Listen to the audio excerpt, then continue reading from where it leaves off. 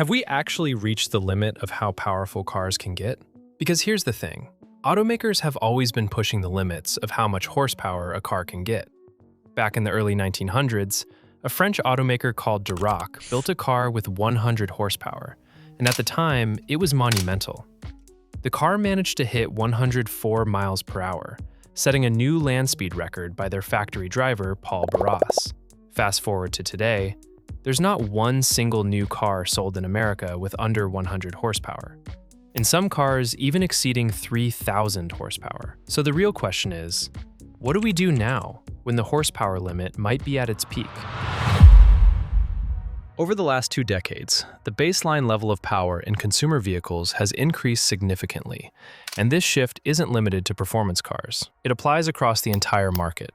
According to EPA-based analysis, new cars in the United States are approximately 15% more powerful today than they were 10 years ago. If you extend that back to 2006, average output has increased by roughly 26%, which translates to about 55 additional horsepower per vehicle on average. A big factor for this is, of course, electric motors that provide instant torque, operate with fewer mechanical limitations, and scale more easily by adding additional motors or increasing battery capacity. As a result, horsepower is no longer a difficult engineering outcome. It has instead become a scalable specification.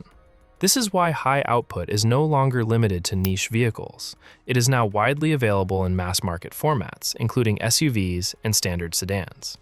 The definition of what qualifies as high performance has effectively shifted upward. Once horsepower became easier to produce, competition naturally shifted toward maximizing output rather than optimizing balance. But historically, reaching 1,000 horsepower required extreme engineering effort and was limited to very low-volume hypercars. But in roughly 20 years, top-end production vehicles have progressed from around 1,000 horsepower to well beyond 2,000, and in some cases, approaching 3,000 horsepower, like the Yangwang U9 does.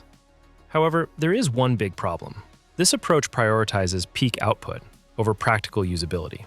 And the limitation of extreme horsepower is that it cannot be effectively utilized in normal driving environments due to speed limits, traffic, and safety considerations, meaning only a small fraction of a high-output vehicle's capability is ever used. Furthermore, this could mean that automakers shift to reducing weight, especially for electric vehicles, instead of only increasing power. With a lowered weight, it also reduces the need for oversized components and creates an overall better driving experience for the driver. And in that context, using less, but using it more intelligently, may represent the next stage of automotive innovation.